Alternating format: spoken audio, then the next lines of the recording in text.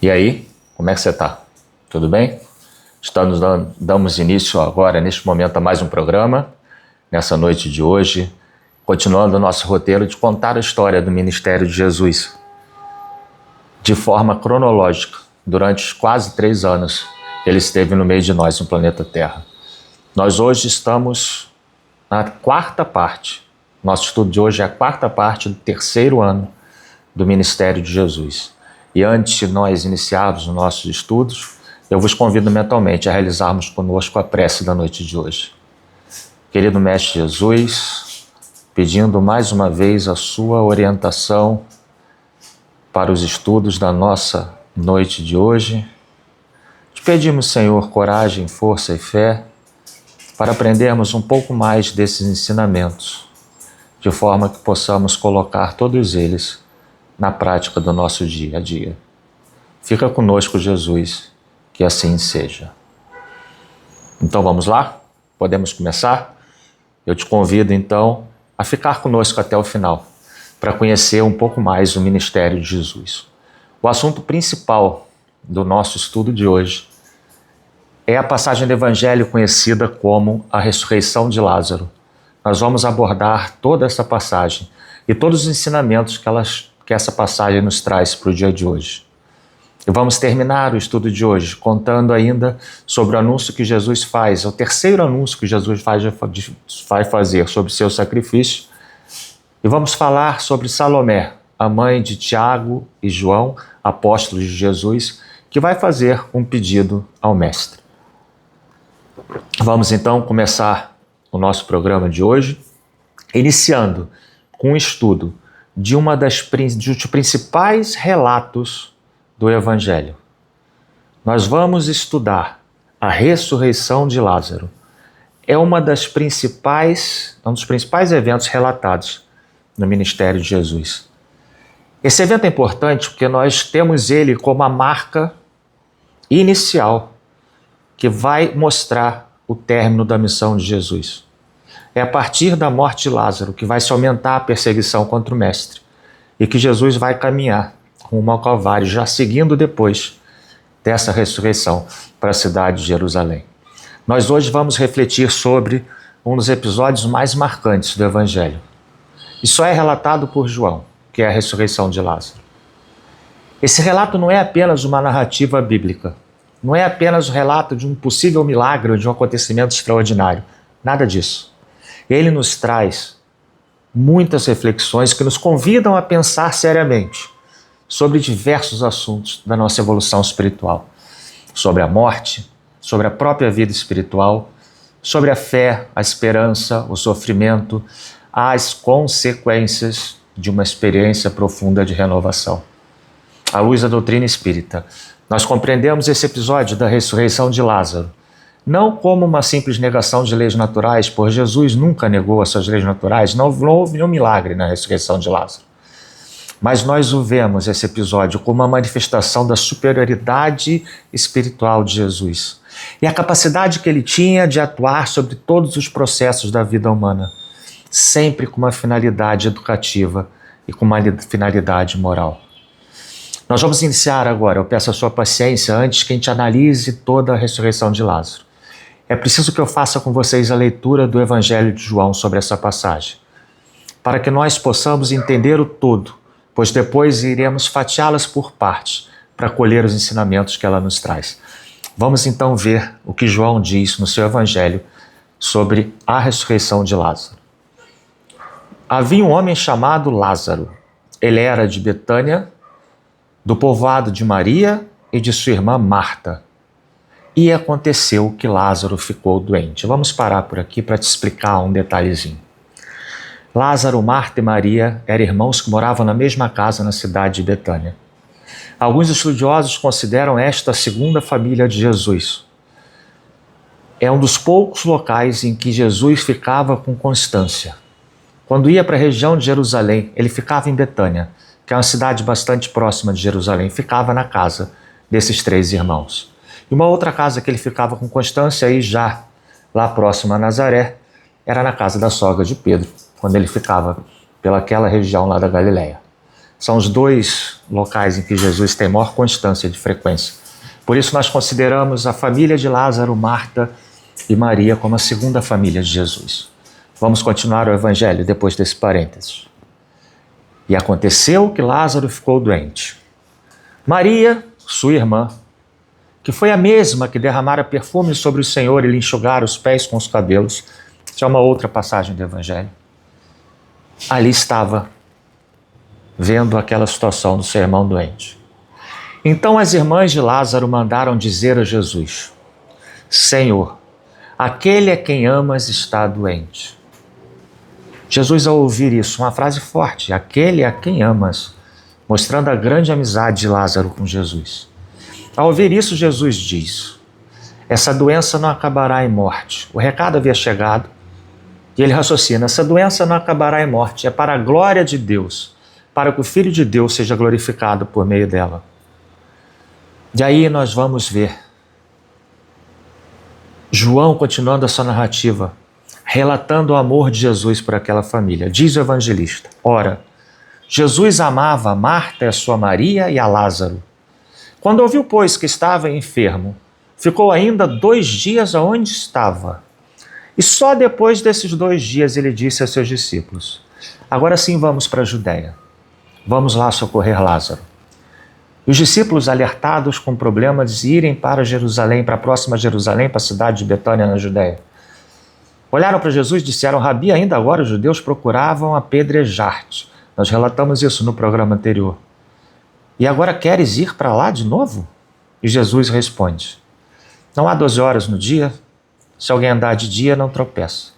Porque vê a luz deste mundo, mas se andar de noite, tropeça, porque nele não há luz. Jesus transmite a confiança dele aos seus discípulos com essa metáfora da luz. Completa Jesus: Lázaro, o nosso amigo, dorme, mas eu vou despertá-lo do sono. Eis aí o motivo da viagem: despertar Lázaro do sono. Chegando, pois, Jesus achou que já havia 4 dias que ele estava na sepultura. Betânia tinha uma distância de Jerusalém de cerca de 15 estádios, mais ou menos. E muitos dos judeus que tinham ido consolar Marta e Maria acerca de seu irmão também estavam lá. Ouvindo, pois, Marta que Jesus vinha, ela sai ao encontro de Jesus, ela vai até Jesus, ela vai procurar Jesus pelo caminho. E Maria, sua irmã, fica sentada na casa. Uma irmã sai e vai atrás de Jesus, a outra fica assentada na casa. Nós vamos estudar isso mais para frente. E aí, ao ver Jesus, Marta diz: Senhor, se estivesses aqui, meu irmão não teria morrido. Mas sei que mesmo agora, Deus te dará tudo o que te pedires. O que pedires. Vejam a confiança de Marta em Jesus. E Jesus lhes diz: o seu irmão vai ressuscitar. Marta acho que não compreendeu bem o que Jesus queria dizer, porque ela fala para Jesus: eu sei que ele vai ressuscitar na ressurreição no último dia. Mas Jesus responde: eu sou a ressurreição e a vida. Aquele que crê em mim, ainda que morra, viverá. E quem vive e crê em mim não morrerá eternamente. Ele está dizendo para Marta que não é a ressurreição do último dia, que ele está ali, ele é o último dia, ele é a vida eterna. E que ele vai ressuscitar o seu irmão. E depois que ele afirma isso, ao ver a incredulidade de Marta, talvez, olhando para Jesus, ele pergunta: Marta, você crê nisso que eu estou dizendo? E ela responde: sim, Senhor. Eu creio que tu és o Cristo, Filho de Deus, que havia de vir ao mundo. Ela crê que Jesus é o Messias. Ela crê que Jesus é o Messias. E depois que falou isso, ela sai e vai chamar sua irmã Maria, dizendo: o mestre está cá. Vem ver Jesus. E Maria, ouvindo que Jesus estava nas proximidades, levanta-se logo de casa e vai ter com Jesus. Ela vai até Jesus. E quando ela chega perto do mestre, todos estavam vendo aquela cena. Os judeus que estavam com ela em casa, cuidando da irmã, também a acompanharam para lhe consolar. Maria se levantou apressadamente, saiu de casa, todos foram atrás. E eles achavam que ela ia até o sepulcro e disseram para ele: vai, Maria, vai até o sepulcro chorar as suas lágrimas lá. Mas quando Maria chega perto de Jesus e ela vê o mestre, Ela é tomada de uma profunda emoção, se ajoelha, se joga aos pés de Jesus e diz: Senhor, Senhor, se tu estivesses aqui, meu irmão não teria morrido. Olha que frase linda, né? Confiança em Jesus. Mesmo assim, ela mostra uma tristeza, dizendo que se Jesus lá estivesse, o irmão não teria morrido. E aquela frase compadece Jesus. Aquela expressão de Marta de tristeza compadece Jesus. Jesus, pois, quando viu Marta chorar, e quando viu todos que estavam assistindo o choro de Marta também chorarem, chora junto, se compadece e pergunta: onde o puseste? Jesus pergunta para Marta, para Maria, para todos que ali estão: onde está Lázaro? Onde puseste? E disseram: Senhor, vem e vê. E levam Jesus até o túmulo. E Jesus chega até o túmulo de Lázaro, chorando. Olha a emoção do mestre, denotando todo o amor que ele tinha pelaquela família. Ele sabia que ele ia resolver a situação, mas a dor daquela família meio que tocava o seu coração, mostrando-se totalmente humano, como sempre foi Jesus. E naquela época os túmulos eram em grutas com pedras colocadas na frente. E João continua o seu relato. Então os judeus disseram: ele que abriu os olhos do cego não poderia ter impedido que este homem morresse? Jesus, mais uma vez comovido, está ali, de frente para o sepulcro. Era uma gruta, onde tinha uma pedra colocada à frente. E Jesus olha para todos e diz: tirem a pedra. Ele dá a sua primeira ordem: tirem a pedra. Marta se assusta com aquilo e pergunta: Senhor, ele já cheira mal. Já faz 4 dias. E Jesus: não lhe falei que a você cresce e veria a glória de Deus? Tire a pedra. E eles vão e tiram a pedra. No momento que é tirada a pedra, Jesus olha para cima e faz uma prece ao seu Pai, dizendo: Pai, eu te agradeço porque me ouviste. Eu sabia que sempre me ouves, mas disse isso por causa do povo que está aqui, para que creia que tu me enviaste. E depois de dizer isso, Jesus vai dar o grande brado em voz alta. A primeira ordem que ele vai dar diretamente para Lázaro. Ele primeiro dá ordem para tirar as pedras. Agora ele vai dar ordem para Lázaro. Ele fala: Lázaro, venha para fora. E João relata que Lázaro saiu com as mãos e os pés envolvidos. Vamos parar por aqui para depois a gente continuar a análise desse evangelho, porque é importante destacar algumas coisas até o momento. Marta é aquela que vai ao encontro de Jesus. Embora também revelasse a sua tristeza, ela vai ao encontro de Jesus. Jesus então ensina para ela, quando ela fala: Senhor, se estivesses aqui, meu irmão não teria morrido. Jesus ensina para ela. Jesus vai ensinar para ela direitinho. Deixa eu só conferir um negócio aqui, que eu acho que eu me equivoquei. É Maria que fala. É Maria que fala: Senhor, se estivesse aqui, meu irmão não tinha morrido. Então Maria vai até Jesus e diz isso para ele. E Jesus responde com um grande ensinamento, dizendo: eu sou a ressurreição e a vida, quem crê em mim, ainda que morra, viverá. E quem vive e crê em mim não morrerá eternamente. Você crê nisso? A importância dessa ida de Maria para ouvir essa frase de Jesus, porque é neste momento que Jesus vai fazer a revelação do mistério da ressurreição. Ele está dizendo o que vai acontecer. Ele está dizendo que a vida continua. Ele está dizendo que aquele homem não estava morto. Depois Jesus encontra todo mundo chorando. O Evangelho registra que ele se comoveu e chorou. Olha que coisa linda, a emoção de Jesus. E diante do túmulo ele dá a ordem: tirem a pedra. Em seguida ele olha para o seu pai e clama. E logo depois de clamar ao seu pai, ele diz: Lázaro, vem para fora. E Lázaro sai daquele sepulcro envolto naquelas faixas funerárias, naquela mortalha. E Jesus vai dar uma outra ordem pedindo que o libertassem. Desatai-o. Ele vai dar essa outra ordem. Eu fico imaginando, eu vou parar por aqui porque depois a gente vai continuar nessa análise. Eu fico imaginando como isso repercutiu em todo mundo que estava vendo o que estava acontecendo. O acontecimento, com certeza, produziu uma grande repercussão. Muitas pessoas passaram a acreditar em Jesus. Por outro lado, os judeus, doutores da lei, fariseus que ali estavam, começaram a ficar preocupados, pois aquela ação poderia desencadear uma revolução popular contra os judeus e que os romanos que comandavam tudo talvez não gostassem daquela agitação popular. E aquilo começou a preocupar a todos. Continua João no seu relato falando exatamente sobre uma conspiração que vai acontecer depois da ressurreição de Lázaro, que é a conspiração que vai sentenciar Jesus à morte. Diz João: muitos, porém, dentre os judeus que tinham vindo a Maria e que tinham visto o que Jesus fizeram, creram nele. Mas alguns deles, alguns daqueles que ali estavam, foram ter com os fariseus e disseram-lhes o que Jesus tinha feito. Depois os principais sacerdotes e os fariseus formaram conselho, se reuniram no sinédrio e começaram a discutir entre eles o que seria feito. Porque eles estavam alertados com os sinais de Jesus. Se não fizermos nada, todos irão crer nele. E aí podem vir os romanos e tirar-nos do nosso lugar, tirar-nos a nossa nação. A gente não pode nem praticar mais a religião com a vinda dos romanos. E aí Caifás, que era o sumo sacerdote, ouvindo tudo, vai falar: vós nada sabeis, nem considerais que nos convém que um homem morra pelo povo e que não pereça toda a nação. Ele está dizendo que é melhor que aquele homem morra pelo povo do que perecer a nação de Israel. Ora, ele não disse isto de si mesmo, mas sendo o sumo sacerdote naquele ano, profetizou que Jesus deveria ser morto pela nação de Israel.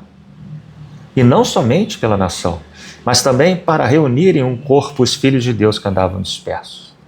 Desde aquele dia, então, o Sinédrio decide por perseguir Jesus até a morte. A ressurreição de Lázaro, mais uma vez, se espalhou por Jerusalém inteira. Era assunto de todas as conversas, com certeza, todas as rodas de conversa se falava nisso. E o Sinédrio, preocupado com essa repercussão, reúne o seu conselho e decide pela sentença de morte de Jesus.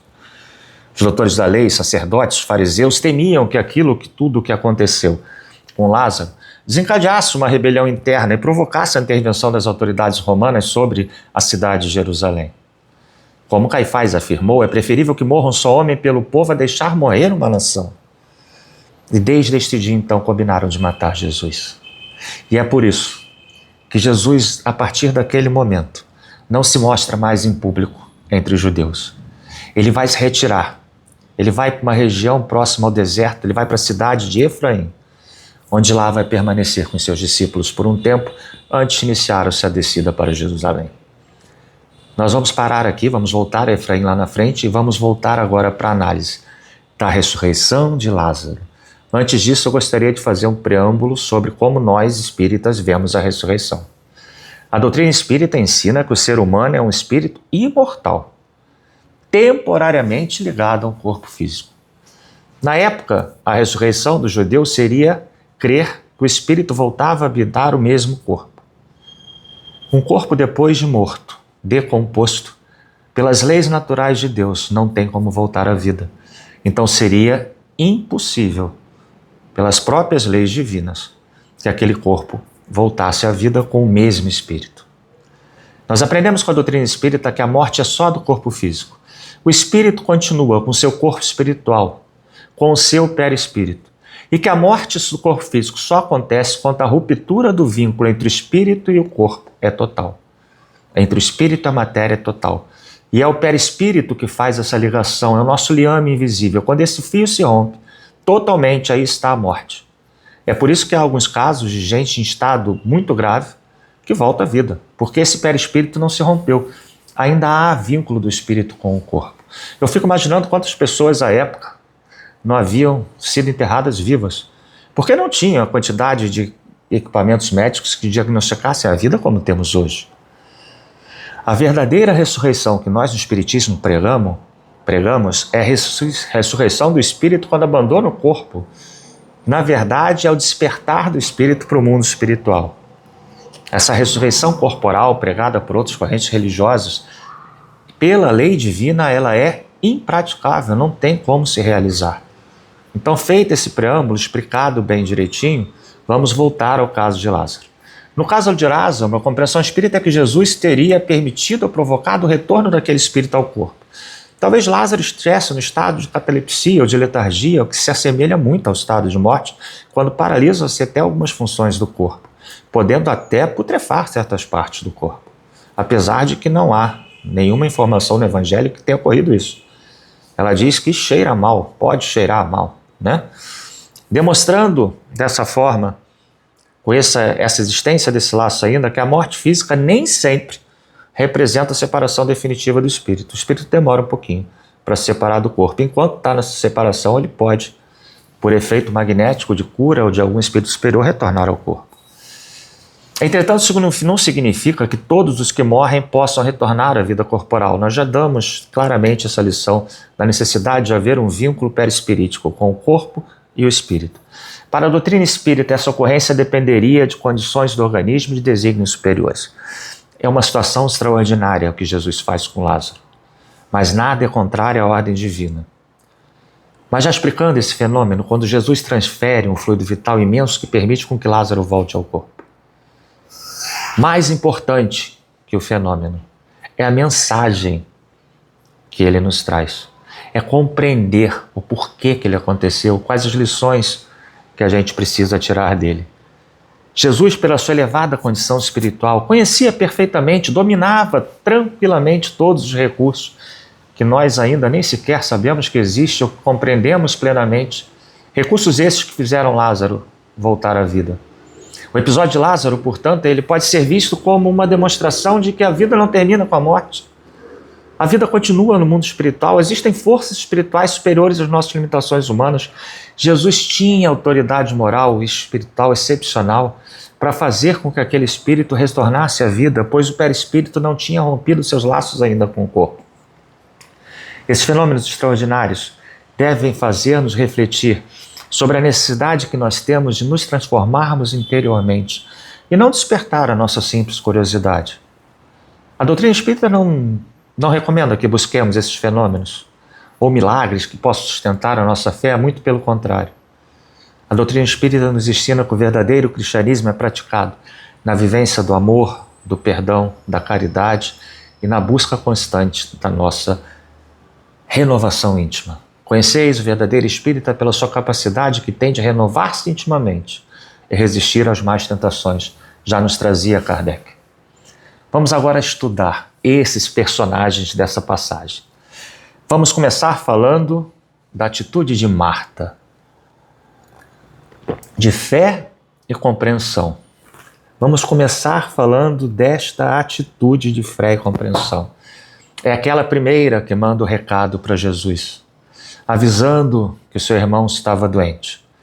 Ela demonstra confiança, mas também revela uma certa expectativa. Ela queria que Jesus fosse até lá curar o seu irmão. É ela que manda essa mensagem. Muitas vezes a gente faz o mesmo. A gente quer que Jesus resolva os nossos problemas. Pedimos a Deus que retire imediatamente nossas dores, nossas doenças, nossos perdas, nossas dificuldades, o nosso sofrimento. E quando a resposta não vem no tempo esperado, achamos que Deus não nos ouviu. Só que a gente quer que Deus tenha o nosso tempo, mas Deus tem o tempo dele atender. É por isso que Jesus sabe que pode esperar 2 dias e pode chegar para lá só mais tarde, porque ele vai conseguir resolver o problema, porque ele está trabalhando no tempo do seu Pai e não no tempo de Marta nem de Maria, a outra irmã. Jesus vai trazer todo esse fato. E aí com Maria, o que a gente pode aprender quando ela diz: se estivesse aqui meu irmão não teria morrido? E Jesus diz mais uma vez: eu sou a ressurreição, a vida. Eu repito, essa afirmação mostra que a verdadeira esperança não depende apenas da conservação do corpo físico. A verdadeira esperança é espiritual, é a vida no mundo espiritual. Esse é o grande recado de Jesus. Com Marta e com Maria, nós aprendemos que Deus não abandona ninguém, que a morte é uma simples mudança de estado, que continuamos a viver, a gente apenas muda de endereço, trocou o CEP. Nós continuamos perto daqueles que amamos, aqueles que amamos continuam sendo cuidados por nós. Nós devemos respeitar aqueles que partiram, lembrar daqueles que partiram, pois continuam do lado de nós, só mudaram de endereço. O sofrimento pode ter, nós aprendemos com as duas, que o sofrimento pode ter uma finalidade educativa. Lembra dos grandes problemas que você teve na sua vida, das vitórias que você conseguiu realizar e como a sua vida mudou. E se você está passando por um problema desse, calma. Depois da tempestade sempre vem o sol. Cultive a fé e a esperança divinas. Marta e Maria nos lembram que a fé precisa ser acompanhada do entendimento ao que nós chamamos da fé raciocinada. E que a verdadeira esperança está calcada no mundo espiritual. Deve atingir o mundo espiritual. E que a fé precisa ser raciocinada, já falamos mais uma vez. Porque é essa fé raciocinada que procura compreender a justiça e a bondade de Deus. Vamos voltar a falar de Maria e das lágrimas de Jesus. Maria se aproxima de Jesus com o coração profundamente ferido. Triste, ao vê-la chorar assim como os demais presentes, Jesus também se comove e chora. Esse detalhe é muito significativo, porque Jesus, sendo um espírito superior, o mais superior que encarnou no meio de nós, é um espírito puro, Cristo, ele mostra ao chorar que ele não é indiferente à dor humana. A superioridade de Jesus não afasta das pessoas. Pelo contrário, ele tem compaixão da dor das pessoas e divide essa dor com as pessoas. Ele se torna sensível e compassivo a todos que ali estavam. Isso é assim até os dias de hoje, meu irmão, minha irmã. Jesus divide as nossas dores conosco e basta que nós o chamemos que ele vem em nosso auxílio. Nós aprendemos com Maria que chora, que chorar não é falta de fé, que sofrer não significa ausência da confiança em Deus, que a consolação espiritual não exige insensibilidade e que a verdadeira espiritualidade acolhe a dor e oferece esperança. Por isso nós não devemos nunca esconder os nossos sentimentos. Nós precisamos educá-los, compreendê-los, encaminhá-los à luz da fé, encaminhá-los à luz da razão.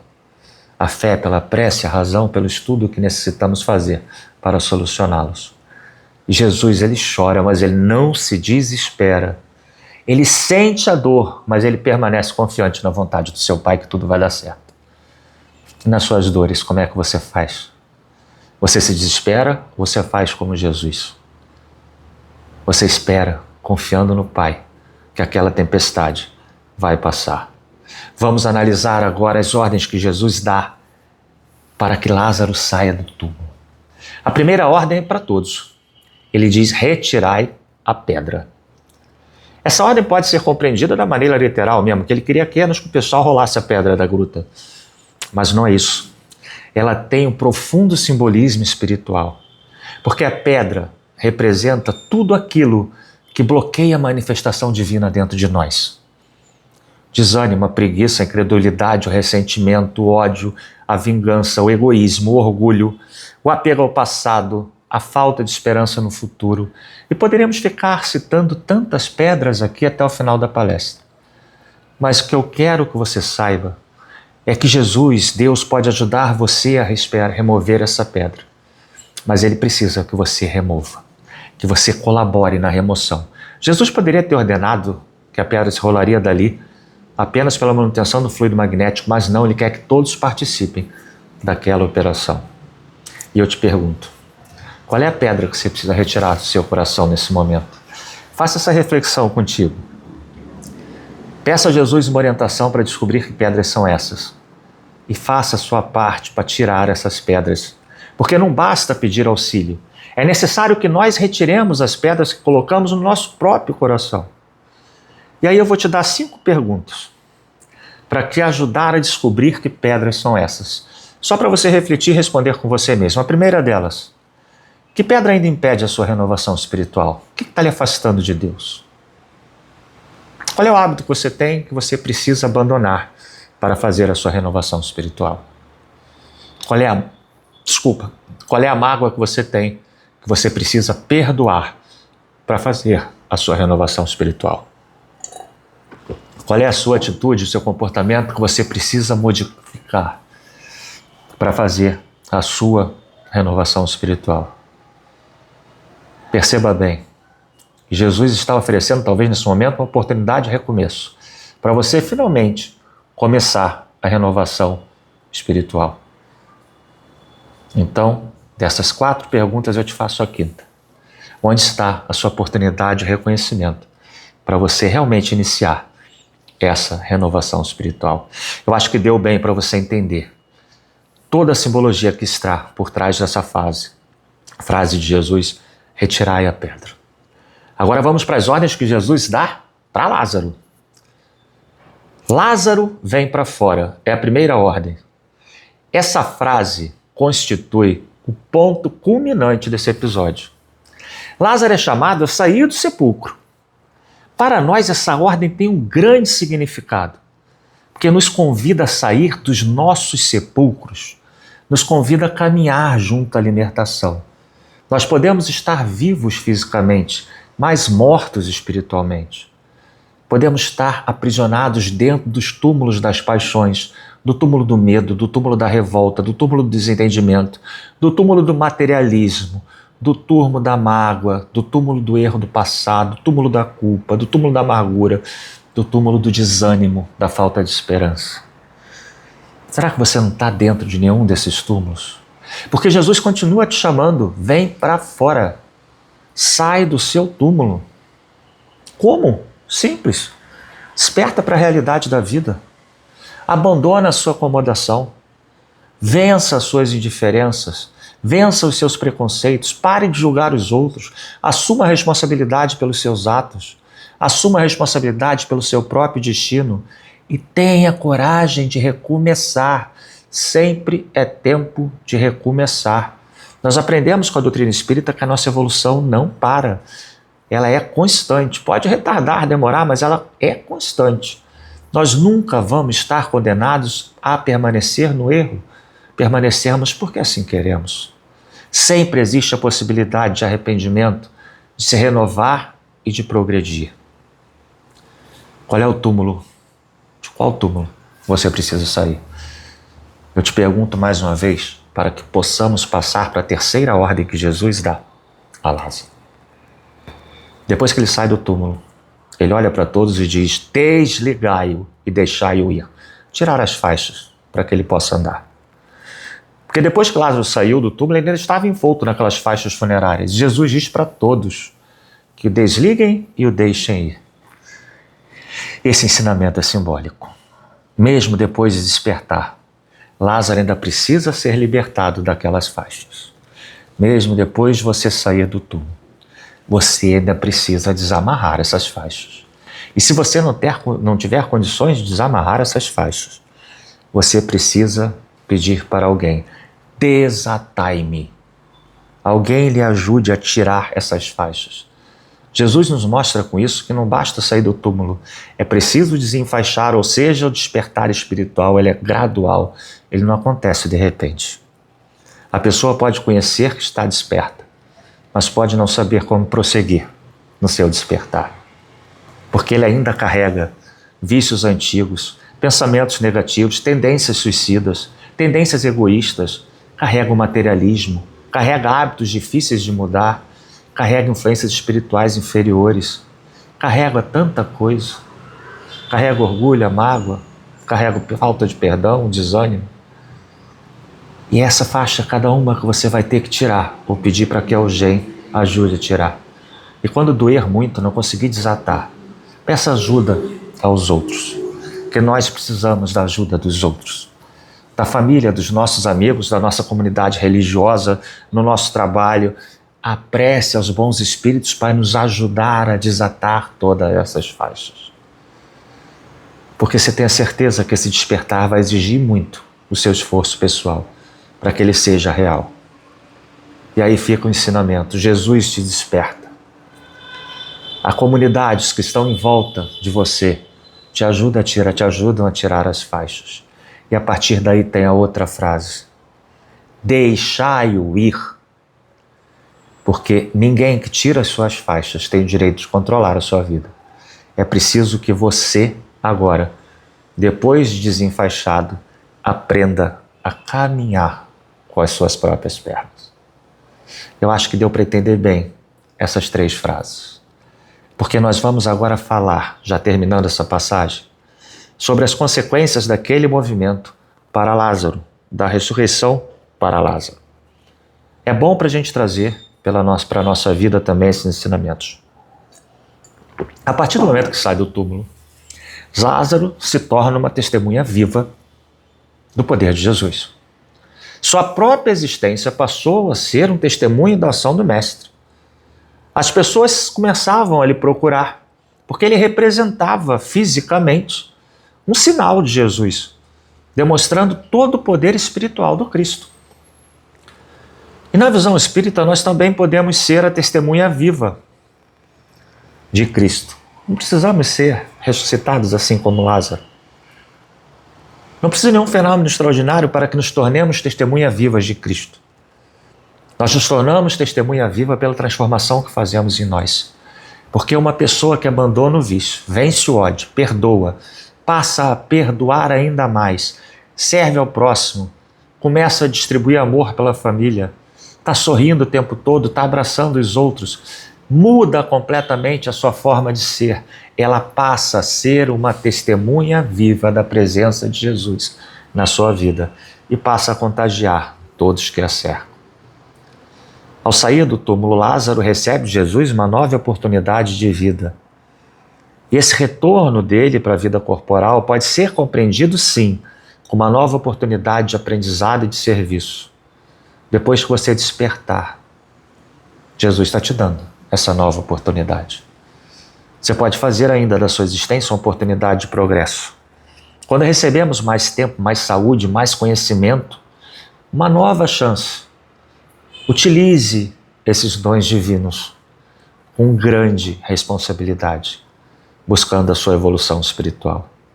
A vida, quando é renovada, ela pede uma finalidade também renovada. Não adianta você renovar a sua vida querendo fazer o que você sempre fazia. Uma terceira ainda consequência. Lázaro passou a carregar uma maior responsabilidade depois de tudo. Porque quanto maior o conhecimento, maior a responsabilidade. Depois daquela experiência tão marcante, Lázaro não poderia permanecer indiferente. Sua vida despertava perguntas e atraía todas as pessoas. E assim é conosco também.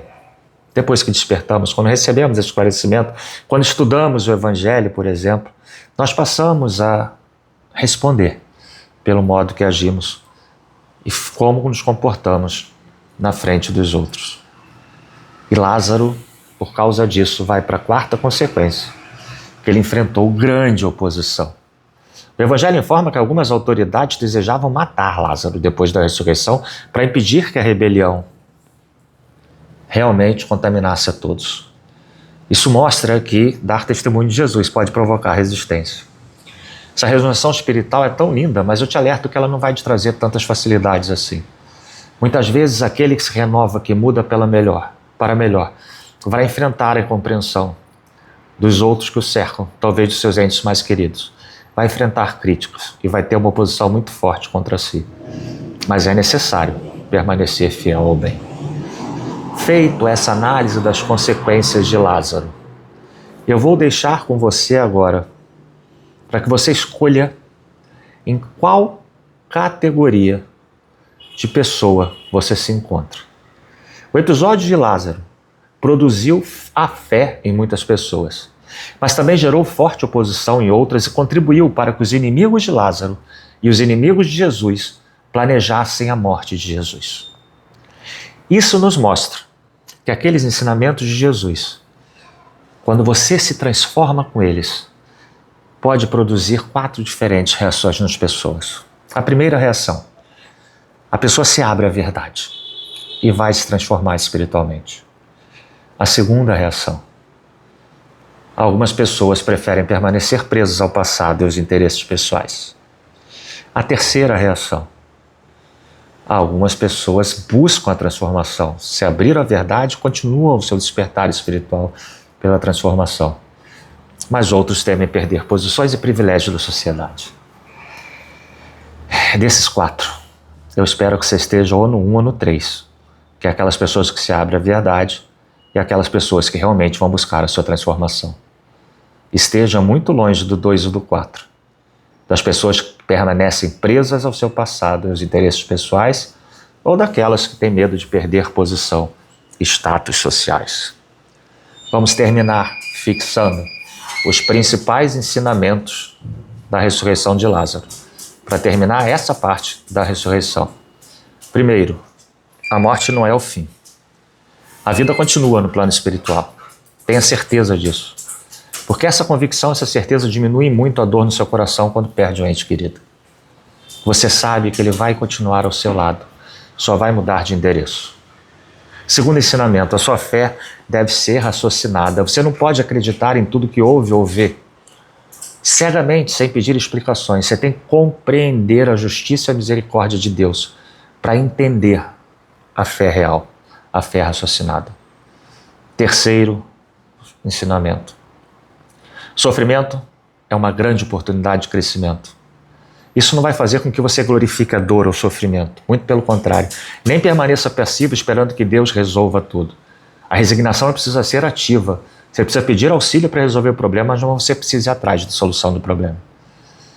Quando nós entendemos que o sofrimento é parte de um crescimento, nós compreendemos que mesmo nos momentos mais difíceis das nossas vidas, nós vamos amadurecer, nós vamos aprender muito e vamos ter condições de sair muito melhor daquele problema do que entramos. E a partir daí servir a nossos irmãos. Quarto ensinamento. Jesus é o guia e modelo da humanidade. Kardec traz essa pergunta no Livro dos Espíritos. Quem é o guia e o modelo do homem mais perfeito que já encarnou na Terra? A resposta é: veio de Jesus. Jesus, ele é o guia e o modelo porque ele não baseia sua autoridade na força, é no amor, no perdão, na misericórdia. E veja bem, se ele perguntasse, se Jesus fosse somente um modelo, se Kardec perguntasse quem é o modelo, é aquele que nós olhamos e vemos e tentamos fazer igual. Mas não.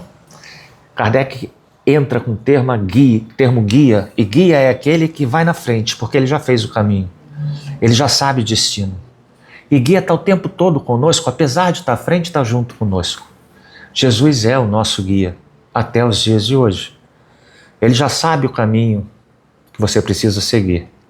Ele pode se mostrar, mas o livre-arbítrio é seu. E ele está do seu lado em todos os momentos difíceis da sua vida. Não se esqueça disso. A transformação exige a sua colaboração. É outro grande ensinamento. Você tem que retirar a pedra, você tem que desatar as faixas quando sair do túmulo.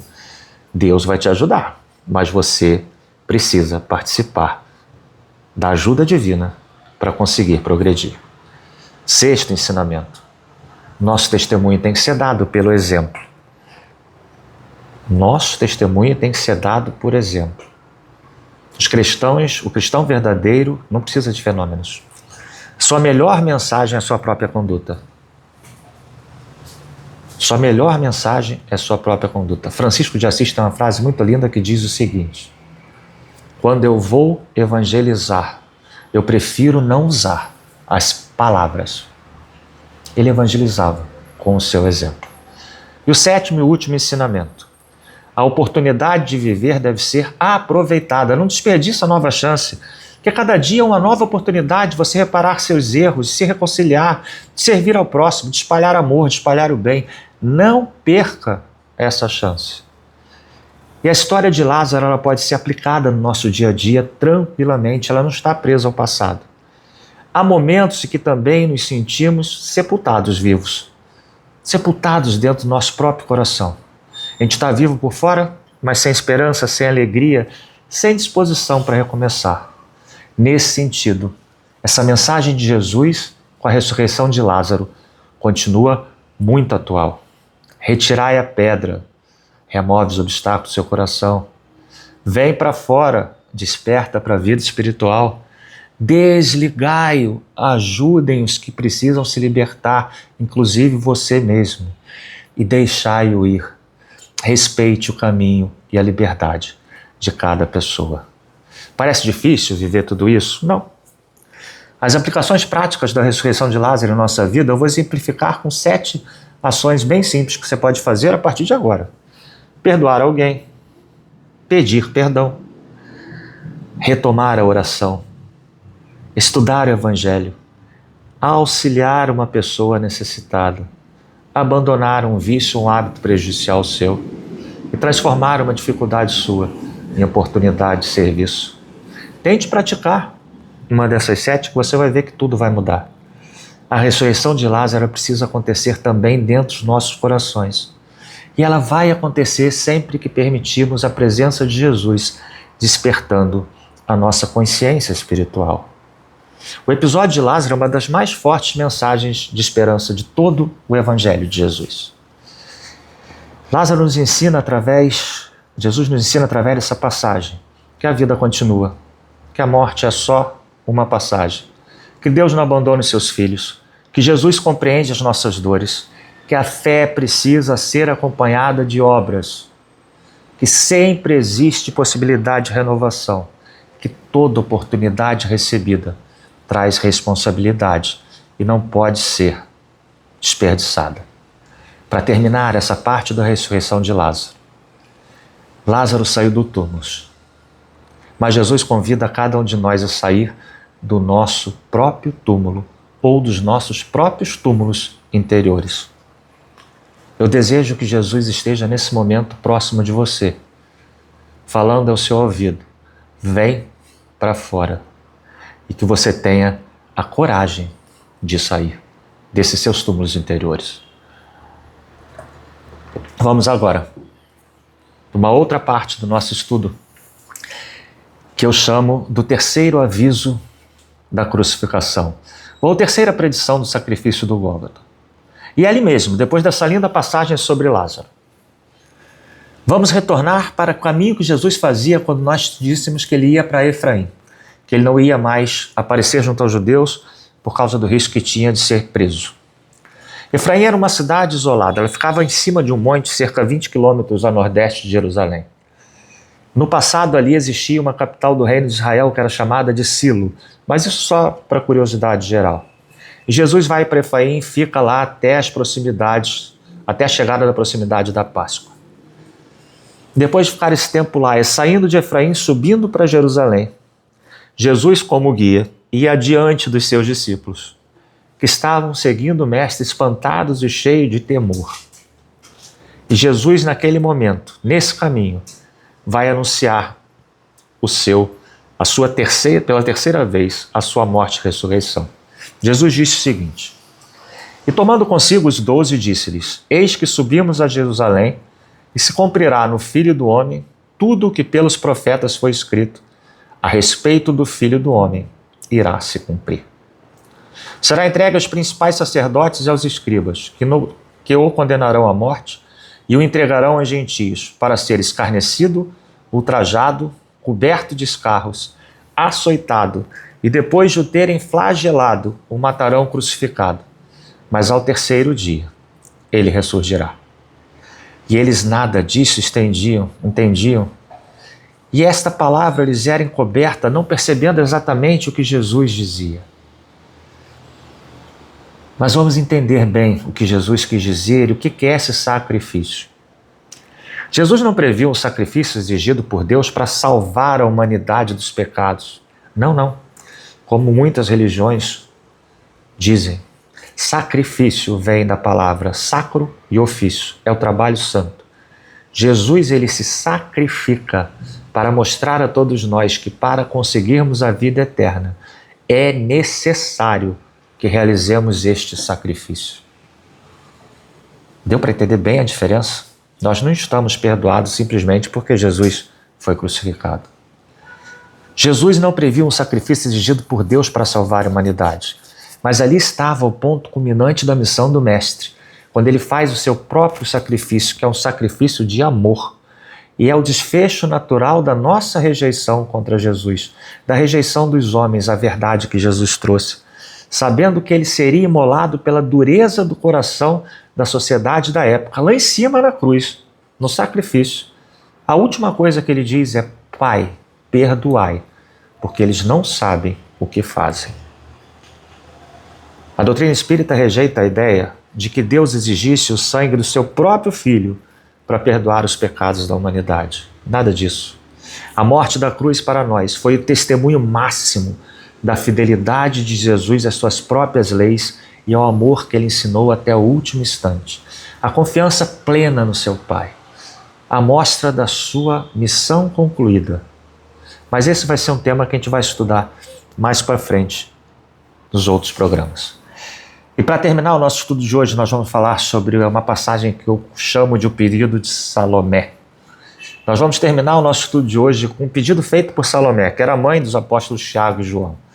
Esse pedido é bastante interessante. Como todo coração de mãe, que é o melhor para o seu filho. Mas nesse caso, talvez não tenha sido um bom pedido feito. Então esse pedido foi feito por Salomé após ele anunciar pela terceira vez o seu retorno para a pátria espiritual, para o seu pai. Então se aproximou dele a mãe dos filhos de Zebedeu com seus filhos, adorando e fazendo-lhe um pedido.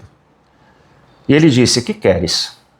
Salomé responde: dize que estes meus 2 filhos se assentem, um à tua direita e outro à tua esquerda no teu reino. Jesus se assusta com aquela pergunta, com aquele pedido, e responde: mulher, não sabeis o que pedis. Podeis vós beber o cálice que eu hei de beber e ser batizados com o batismo com que eu sou batizado? E os irmãos respondem: podemos. Tiago e João. Na verdade, bebereis o meu cálice e sereis batizados com o batismo com que eu sou batizado de Jesus. Mas o assentar-se à minha direita e à minha esquerda não me pertence dá-los, mas é para aqueles para quem meu Pai tem preparado. E quando os 10 discípulos ouviram isso, talvez tenham ficado assim com uma certa inveja. Que mãe é essa que quer pedir pelos 2 em prol de todos os outros 10? Eles talvez tenham se indignado com aquele pedido de Salomé. E Jesus percebeu essa indignação, mas Jesus chama todos para junto de si e diz: bem sabeis que pelos príncipes dos gentios são estes dominados, todos eles, e que os grandes exercem autoridade sobre eles. Não será assim entre vós, mas todo aquele que quiser entre vós fazer-se grande, seja o vosso serviçal. E qualquer que entre vós quiser ser o primeiro, seja o vosso servo. Bem como o Filho do Homem não veio para ser servido, mas para servir e para dar a sua vida em resgate de muitos. Belo ensinamento de Jesus. O pedido da mãe de Tiago e João por lugares de honra revela uma visão completamente terrena que ela tinha do reino dos céus. À luz da doutrina espírita, Jesus nos ensina que a autoridade espiritual não é conquistada por privilégio, por favor, não. Ela é conquistada pelo mérito de cada um, pela humildade, pela vivência do sacrifício no bem, do amor, do perdão, da misericórdia. Ao afirmar que o direito aos lugares de destaque pertence àqueles para quem o meu Pai o tem preparado, Jesus reforça a justiça divina. Jesus nos ensina que nada é conseguido por acaso, nada é concedido sem merecimento, nada é concedido por favoritismo ou por apadrinhamento. A posição espiritual é uma conquista exclusiva do próprio esforço de cada um de nós, da própria evolução moral e espiritual que nós conseguimos realizar conosco mesmo. Jesus vai usar ainda o exemplo do cálice e do batismo. O cálice e o batismo referem-se às dores, aos testemunhos de fé e às lutas necessárias para purificar o nosso espírito. Quando Jesus pergunta se eles podem beber do mesmo cálice, e se eles respondem que sim, simboliza que todos nós, mais cedo ou mais tarde, passaremos por umas experiências dessas redentoras que vão nos lapidar, pois o progresso exige renúncia aos velhos hábitos egoístas. Passaremos por essa experiência de sacrifício, o sacro ofício. O descontentamento dos outros discípulos mostra que eles também disputavam poder. A resposta final de Jesus, de que o maior deles deve ser o servo de todos, é a própria moral da doutrina espírita. Porque a verdadeira nobreza perante as leis divinas reside na humildade, no amor ao próximo, em fazer o bem, na modéstia, na prática da caridade desinteressada. E assim chegamos ao final do nosso estudo de hoje. Eu espero que a ressurreição de Lázaro tenha tocado um pouco o seu coração, que ela tenha feito você refletir um pouco sobre tudo que você ouviu, e que as 2 passagens seguintes tenham complementado os ensinamentos da noite de hoje, e que você possa colocar esses ensinamentos em prática. No programa seguinte, nós iremos começar o nosso programa contando a cura de 2 cegos em Jericó e contando o encontro de Zaqueu com Jesus. Mas isso é só uma a seguir cena dos próximos capítulos para tratarmos na próxima semana.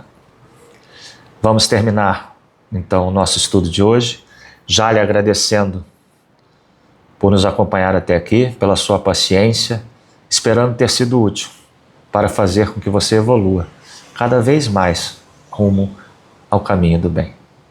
Vamos pedir então a Jesus que conforte nossos corações nesse momento, que nos traga coragem, força e fé para nós e por todos aqueles que nos sintonizamos em nossos pensamentos.